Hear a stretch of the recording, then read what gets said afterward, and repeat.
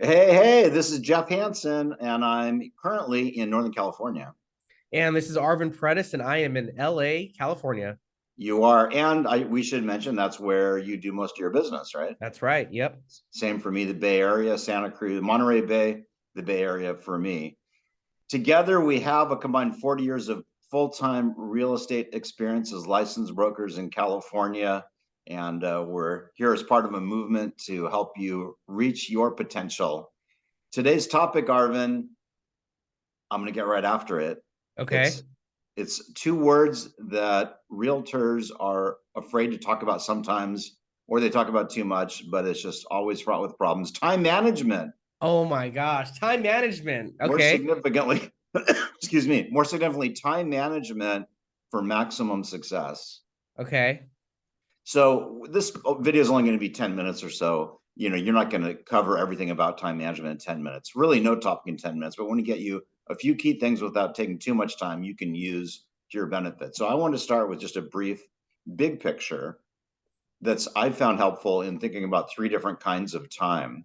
So in your real estate practice, you're doing one of three things. You're working in your business, on your business, or you're out of your business. So everything can be broken down to those. Out of your business would be away from real estate, away from business, your time with your family, you're traveling, you're playing softball or tennis or going to the movies or, whatever you do for recreation and fun, the rest of your life. Maybe the most important part of your life, right? Time with your family, your friends, time for yourself, you're meditating, you're doing whatever you're going to do. And it's helpful to kind of schedule that time separately. And so you make sure you take trips and you things you want to do, right? Where you're away from work. And this could be even during a day as well, right? The parts of your day that you're not working. You don't want to always be on. And if you want to have a long career, I've been doing this for 29 years, almost 30. And you'll get burnout if you just work 24/7. It will not be good for relationships, not be good for yourself. So you need some time away, but not well, you still need to be available enough, but you take a couple hours away, you're good. You get one day a week, you can inform people. And then working on your business would really be like what we're doing here. If someone's watching this video, they're working on their business. It's like taking your business into the shop, learning, adding tools, learning how to use a new tool, embedding things. And then on your business, I mean, in your business, that's cha-ching, the money time. That's when you're doing things that are going to bring in revenue, ideally. And then just to break down that a little bit more, this is what was on my mind, is working in your business. There's all kinds of different things that are money producing or not. My suggestion would be to have during the daytime hours as much as possible that you're with people, you're talking to people, you're meeting with people, you're presenting offers, you're doing all the things. That's the money activity. And then try and put the paperwork, cleaning up the file, getting signatures signed for either late afternoon or after hours, sometime when it's not critical. Your prime time, you have the most energy is during the day. Now I'm going to hand it over to you, Arvin. I think that for most agents, it's easiest to do two of the three things, which is working out of your business and working on your business. The working in your business part is the thing that has, I think, in my experience in talking with a bunch of realtors everywhere all the time, is the focus to work in your business, which is you said the money generating activities, right? It's the prospecting, it's this staying in touch with your sphere, all that good stuff. And I think that it's good to have those blocks down in your calendar probably come in first. So whenever you think you're going to be the most productive and have the most willpower, I think that's what should be in your calendar, biggest and brightest. A lot of agents, I think, are really good at scheduling vacations. I don't think that that's ever a problem, and I also don't think that they have an issue with signing up for a bunch of seminars and going to a lot of classes and reading all the books and doing all the database management of cleaning things up. But yeah, one of those is definitely most important. All three are important, but I think that working in your business is the one that brings in the money. You bring in the money, and you can leverage you can leverage some of these things, right? Like, yeah, you can it's easier to book vacations and it's easier to do everything else. So yeah, but a balance between the three is very important. Um, we're good at doing number one on the fly, which is working on your business. I'll do it at night. I'll do it after dinner. I'll do it this weekend. I'll do it kind of just, it's whenever I have some downtime. The vacation, okay, you talk about vacation and you know which dates you're going to be doing it. You're going to be going away this summer or this spring or whatever it is. But that number two item, the working in your business, is where we might have it in our calendar, but we may or may not stick to it.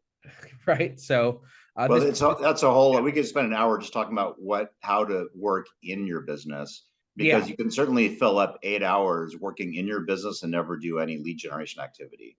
You could right. spend 8 hours, doing research on, over researching for a listing appointment. You could be, tweaking something about a showing that's coming up, or so, this is really where the 80-20 rule comes in. 20% of your activities yield 80% of the time.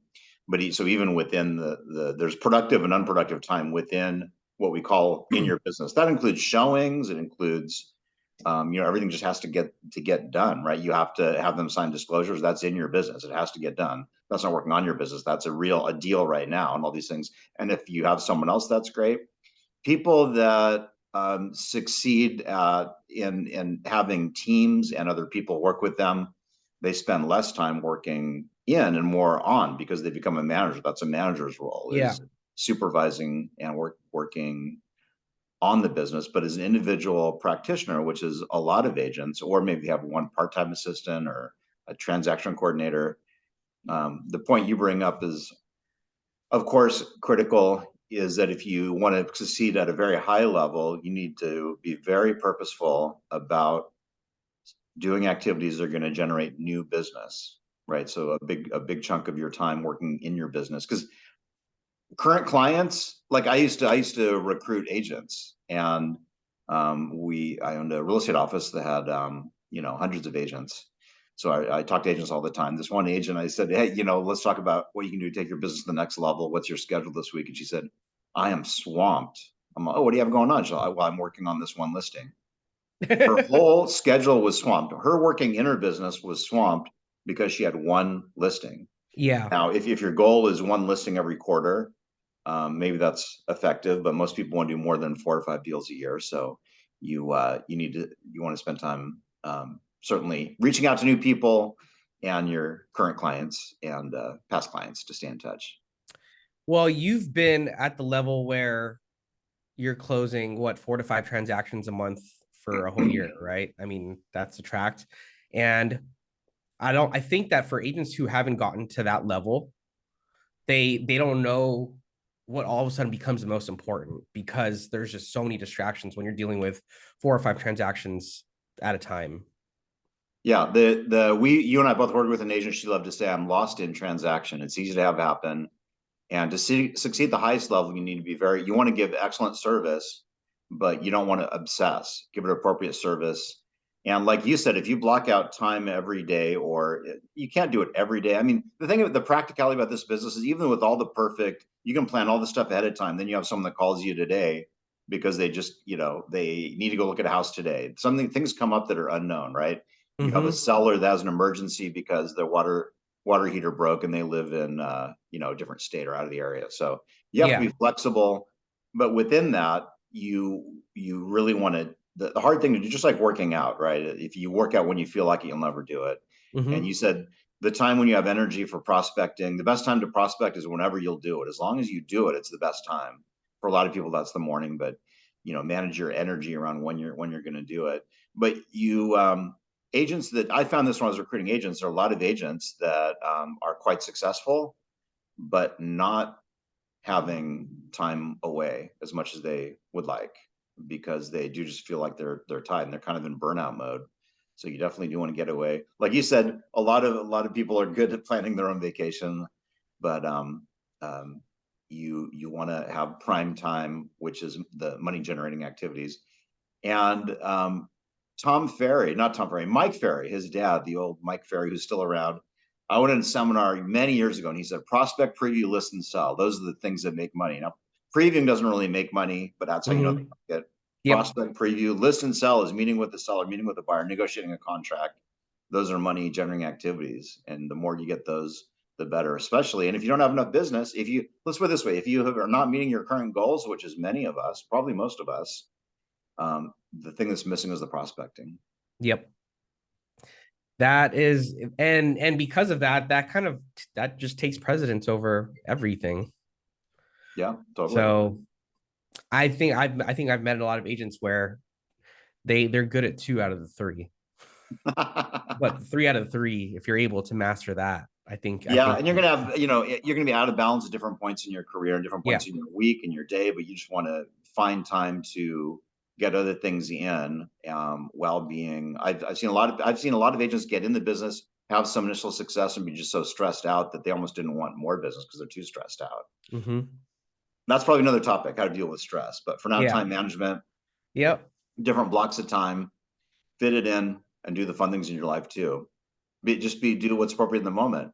And if you do enough that's appropriate in your real estate, working in your business, things will take care of themselves pretty well if you're doing enough reaching out and talking to people to get business coming in. Sound good? Sounds good. Time management. Time Do it. management. Yep. It's important. Well, have a spectacular day whenever you're listening to this, and we wish you the best and success to all of you.